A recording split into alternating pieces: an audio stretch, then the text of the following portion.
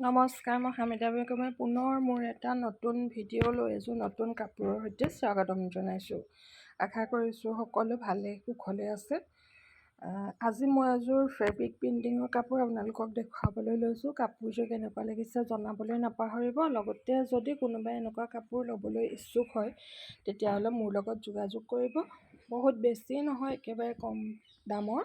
লগতে কাপোৰটো হৈছে পিয়'ৰ কটন আৰু মই আঁচলটো তেনেদৰে কৰিছোঁ এপাহ এপাহকৈ এনেদৰে, আৰু ছাইডৰ পাৰিটো তেনেদৰে দিছোঁ সৰু সৰুকৈ।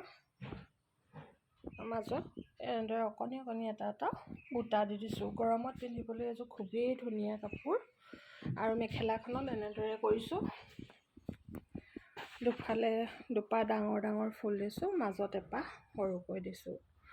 কাপোৰযোৰ কেনেকুৱা লাগিছে জনাবলৈ নাপাহৰিব। লগতে পুনৰ এযোৰ নতুন কাপোৰৰ সৈতে এটা নতুন ভিডিঅ'ৰ সৈতে লগ পোৱাৰ প্ৰতিশ্ৰুতিৰে আজিলৈ আহিছোঁ। ধন্যবাদ।